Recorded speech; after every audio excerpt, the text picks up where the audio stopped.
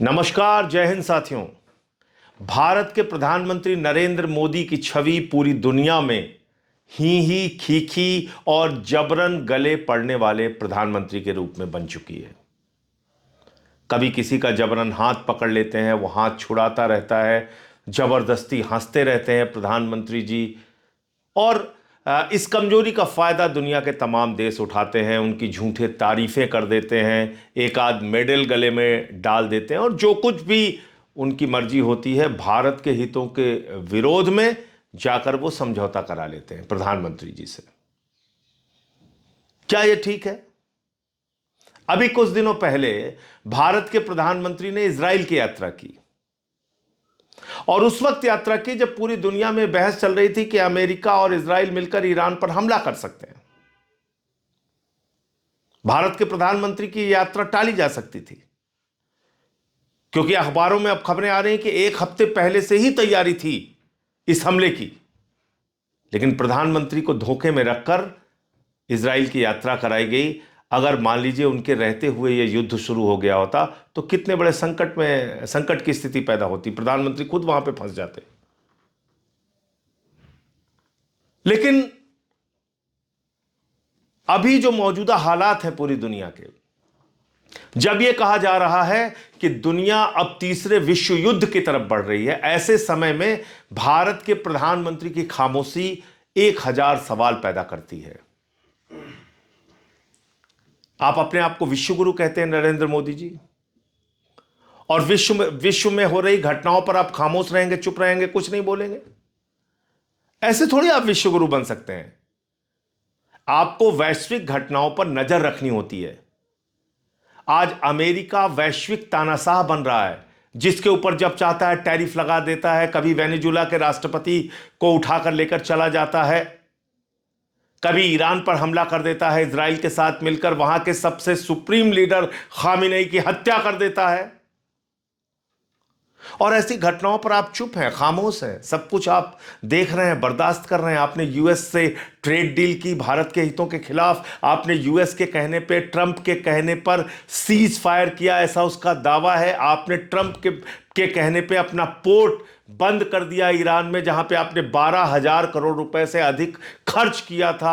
आपने ट्रंप के कहने पे रूस, जो आपका परंपरागत मित्र है, उससे तेल खरीदना बंद कर दिया, जहां से आप 40% भारत की जरूरतों का तेल खरीदते थे।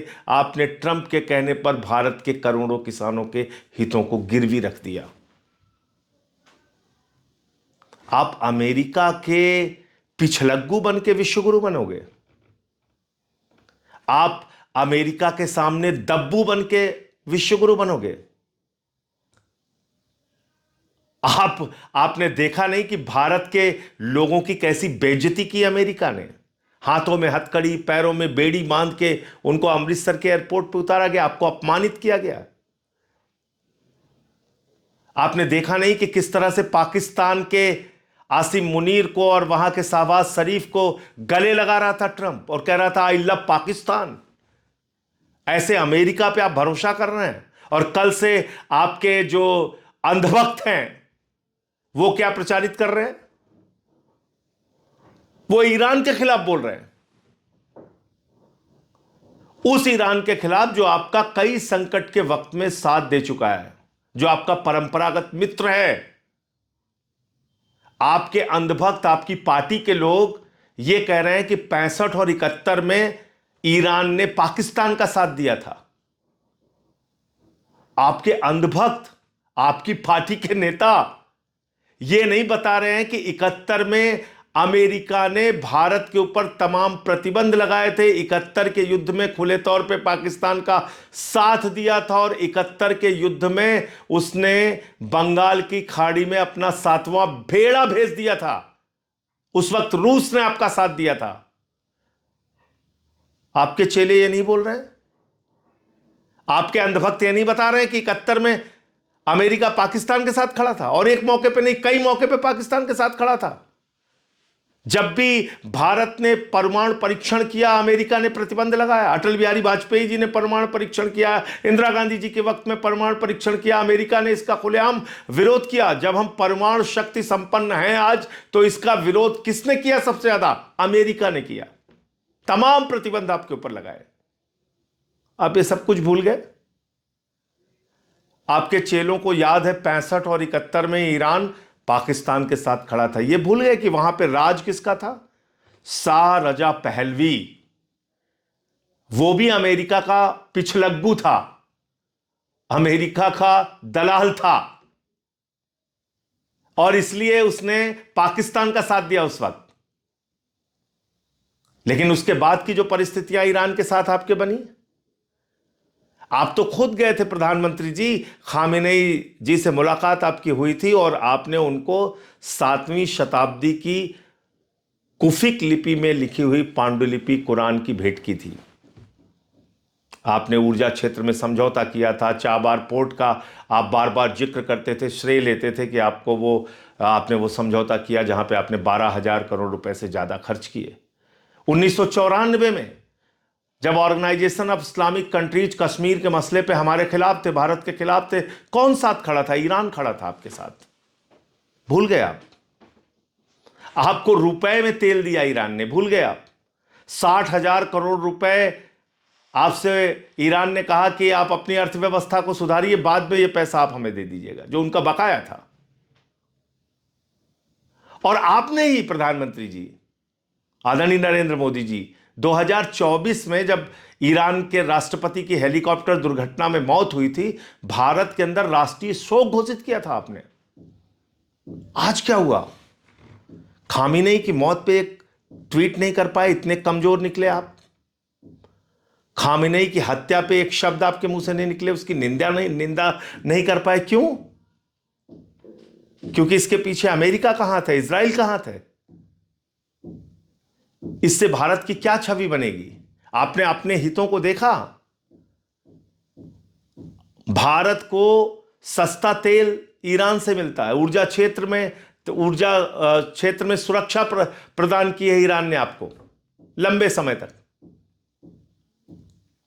आप खामेनेई की हत्या पे एक शोक का संदेश ट्वीट नहीं कर पाते। बांग्लादेश में जहां हिंदुओं की हत्या हो रही है, वहां की बेगम खालिदा जिया, एक पूर्व प्रधानमंत्री के लिए आप अपने विदेश मंत्री को भेजते हैं, शोक व्यक्त करते हैं। पाकिस्तान जो हमारा जानी दुश्मन है, उसके प्रधानमंत्री नवाज शरीफ का बर्थडे का केक बिना बुलाए आप काटने चले जाते हैं। आईएसआई को बुलाते हैं आप पठानकोट में हमारे शहीदों की जांच कराने के लिए। यह आपकी विदेश नीति है। इसलिए ये ही खीखी छोड़िए और सही जानकारी दुनिया को दीजिए। आज दुनिया एक बड़े संकट में है और इसके लिए अगर कोई जिम्मेदार है तो अमेरिका जिम्मेदार है, जो एक वैश्विक तानाशाह के रूप में उभर रहा है। उसका नाम है ट्रंप। और जाके खाड़ी देशों से पूछिए।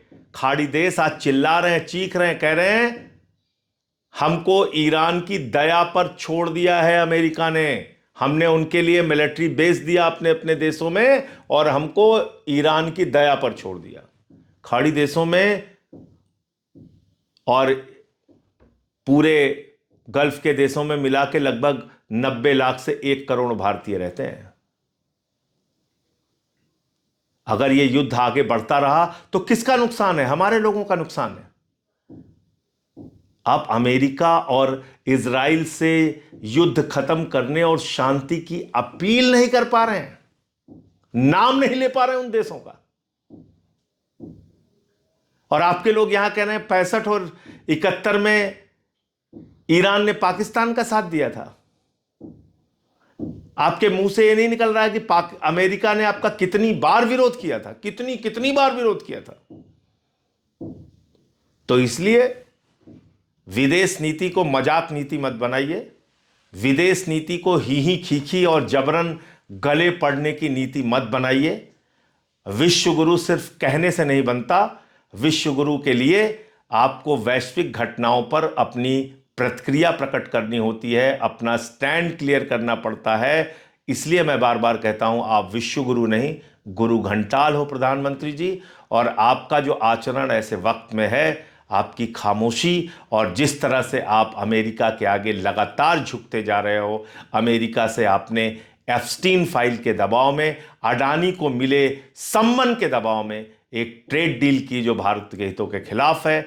आपने अमेरिका और इजराइल के साथ ऐसे वक्त में खड़े होने का काम किया जिससे भारत को महंगे तेल का खामियाजा भुगतना पड़ सकता है, जिसका नुकसान देश के लोगों को होगा। जय हिंद।